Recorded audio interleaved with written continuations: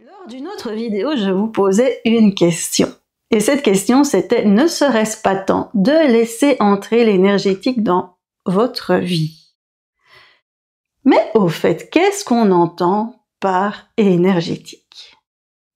Les personnes qui commencent à s'y intéresser ont du mal à en parler. Et les personnes qui en ont peur y voient de la folie, du charlatanisme.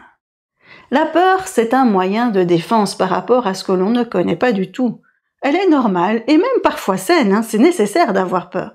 Cependant, elle peut nous empêcher d'ouvrir notre esprit et de découvrir un monde mais complètement à part. Commençons par le commencement et voyons ce qu'est l'énergétique.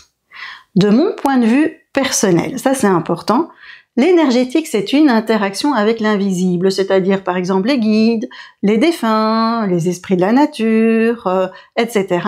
Et c'est aussi l'utilisation d'énergie dans le but de faire du bien et malheureusement parfois de faire du mal. Actuellement, on peut observer une envie de joindre à nouveau l'énergétique à notre mode de vie. Les chamans, les thérapeutes Reiki, les magnétiseurs, les guérisseurs deviennent de plus en plus nombreux. Et c'est là que le problème se pose. L'énergétique est le travail avec l'invisible. Faire de l'énergétique, c'est aussi utiliser son intuition, ses ressentis, c'est aussi recevoir des messages, par exemple. Se former en énergétique, c'est vraiment pas un problème parce que tout le monde, mais vraiment tout le monde est capable de faire de l'énergétique. Oui, nous sommes tous capables de travailler avec les énergies, de développer nos énergies. Faire de l'énergétique, c'est extrêmement facile. Vous le savez, ce n'est pas parce qu'on ne voit rien qu'il n'y a rien. Et dès qu'une personne a l'intention de faire de l'énergétique, eh bien, elle fait de l'énergétique. Oui, l'intention, c'est le début de la pratique. Et avec cette intention, on peut déjà faire énormément de choses.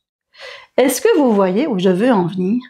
Eh bien, c'est très simple. Si nos intentions sont bonnes, généreuses, dans l'amour, on fait du bien. Par contre, si nos intentions sont mauvaises, si on veut faire du mal, si on a envie de pouvoir, on obtient l'effet inverse et parfois cela dérive vers la manipulation. Bien entendu, pas de panique, il y a moyen d'éviter tout ça, il y a tout à fait moyen d'échapper aux mauvaises intentions. On se retrouve prochainement pour de nouvelles vidéos et si vous voulez en savoir un peu plus, cliquez sur le lien en description de la vidéo et abonnez-vous. On se retrouve bientôt. En attendant, prenez soin de vous et je vous dis à bientôt!